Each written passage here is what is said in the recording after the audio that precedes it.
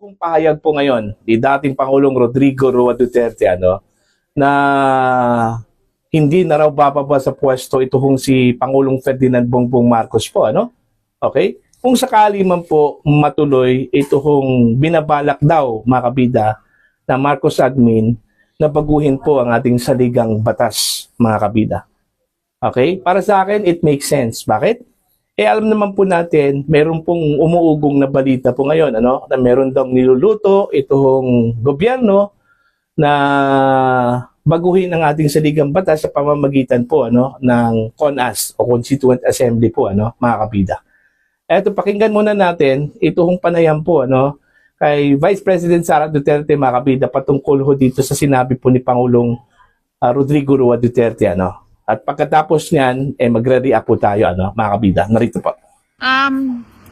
Una niyan, si dating Pangulong Rodrigo Duterte, sunod yan si Senator Bato, at kung sino pa man yung ibang mga sinali sa complaint ko, dyan sa ICC. Ang sunod niyan ay charter change dahil hindi na naman na madidinayan ni BBM kasi doon sa bago niyang interview sa Bloomberg, sinabi na niya doon na kailangan pag-usapan ng charter change.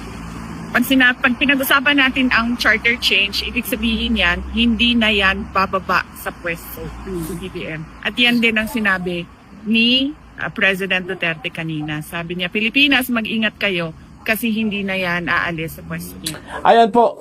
Malinaw po yung statement po, mga kabida, ni Vice President Sara Duterte kung saan po ay ipinarating po niya yung mensahe po ng dating Pangulo, okay?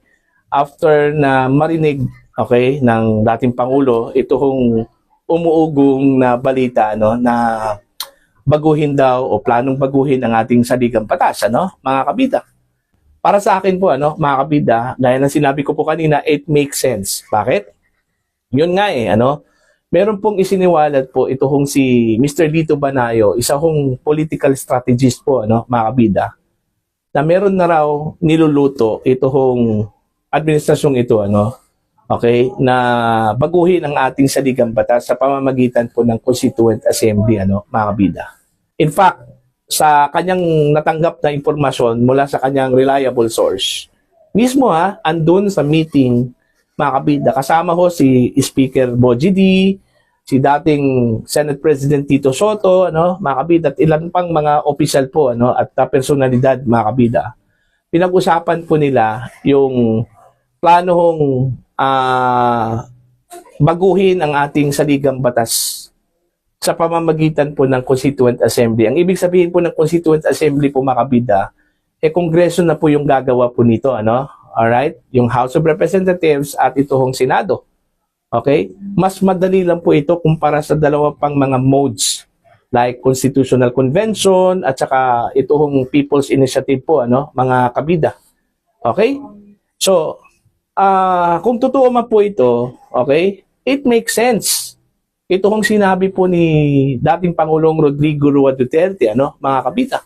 Kasi bakit po babaguhin po ang ating saligang batas, mga kabida, sa panahon po na malapit na po yung term ni Pangulong Ferdinand Bongbong Marcos Jr., Okay? At ang masaklap po dito, mga kabida, ganito. Ang sinabi po ni Mr. Lito Banayo, para daw maingganyo, ito hong mga mababatas na suportahan ito hong pagbabago ho ng ating saligang batas, bibigyan daw ng extension yung terms ng ating mga kongresista at senador. Ibig sabihin po, mga kabida, yung mga mag-end yung kanilang term sa 2028, alright, i-extend daw ito hanggang 2031.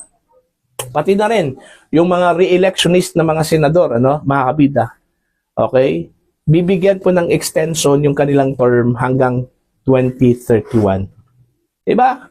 So, sweetener yun, para lang po maingganyo po itong mga mababatas po natin, mga kabida, po. Now, ano po yung nagbudyok kung bakit ganito po yung gagawin po ng administrasyon kung totoo man po ito, mga kabida. So, may pagdududa talaga, mga kabida, na baka ayaw na pong bumaba sa pwesto itong si Pangulong Marcos. Okay? Bakit? Kasi ito kasi yung senaryo po, ano? Posibleng natatakot po itong si PBBM, okay? Kung sakali po, mga kabida, idadaan po sa normal process, okay? Halimbawa, magkaroon po tayo ng election sa 2028. Mananalo itong si Vice President Sara Duterte. Okay? So, may posibilidad talaga na habulin po ni Sara Duterte itong si PBBM, ano? Sa kanyang mga kasalanan po, mga kabida, ano po? Hindi po sikreto, ano, mga kabida, yung mga kontrobersiya sa ilalim po ng Marcos administration, ano, lalong-lalo na po itong issue po ng corruption po, ano, mga kabida. Alright? Yung paglustay daw ng pera ng taong bayan, ano, yung money delivery scheme, gamit daw ang mga maleta, okay? Mga ganong issue, ano, na bumabalot po ngayon sa Marcos administration. At alam natin na mayroon pong binitawan na salita itong si VP Sara, mga kabida, na mananagot po ang lahat ng mga politiko na may kasalanan po sa bayan. Okay? So, doon pa lang, mga kabida, malinaw po, ano, nahahabulin po niya kung sakali man po siya po ay mananalo bilang Pangulo po ng Pilipinas. Itong mga politiko na gumawa po ng karumal-dumal na kasalanan sa kaban po ng bayan, mga kabida. Yung mga nagnakaw na mga politiko. Okay? And since may mga allegation po laban ho sa presidente po ng Pilipinas na involved daw, mga kabida, sa issue po ng corruption, ano? Baka yun yung ikinatatakot po, mga kabida, no, ni PBBM. Kaya may lumutang na balita, no, na niluluto itong pagbabago po ng ating saligang batas, ano po. Okay? Para lang po mananatili ho sa pwesto itong si PBBM, mga kabida. So far wala pa pong tugon, ano, ang Malacanang ho dito. Wala pa po silang reaction dito, mga kabida, patungkol ho sa sinabi po ni dating Pangulong Rodrigo Roa Duterte as to the plan na magkaroon po ng pagbabago ng ating saligang batas sa pamamagitan po ng CONAS.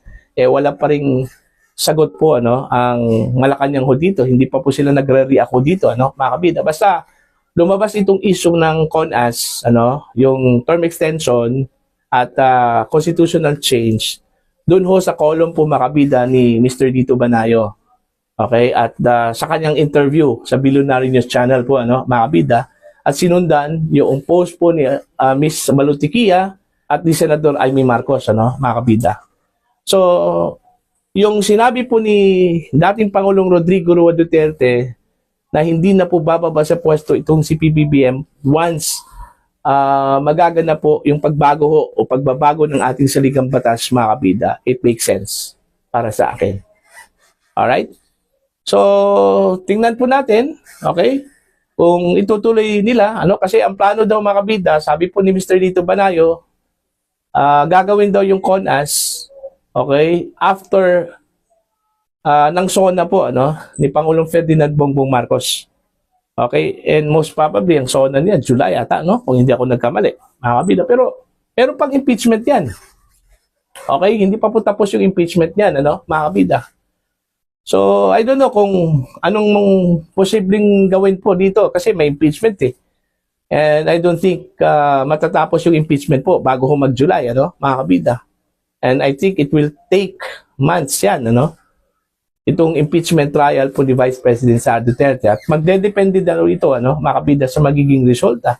O, for example, ma-acquit si Sara Duterte, ito daw yung gagawin daw nila, mga kabida. Itutuloy ang constitutional change. Itutuloy ang CONAS. Okay? Ang purpose lang talaga daw is para hindi ho makatakbo si Sara Duterte sa 2028. Ang problema kasi dyan, mga kabida, kung papayag ba ang mga Pilipino, baka ito yung magiging hudyat po, mga kabida, magkagulo tayo, ano? Magkagulo po ang Pilipinas dahil ho dyan. Kung ipipilit yan, mga kabida, ano po. Look what happened doon ho sa PI ni dating House Speaker Martin Romualdez, mga kabida. Diba? Umalma po ang mga Pilipino po doon, ano? Dahil ayaw po nila ng constitutional change. Kasi may mga pagdududa kasi pag once galawin po ang ating saligang batas, may mga pagdududa eh. Baka galawin yung term, mga kabida, ano po. Baka magkaroon po ng extension. O, see? O, katulad ng ginawa po mga kabida ni dating Pangulong Marcos Sr.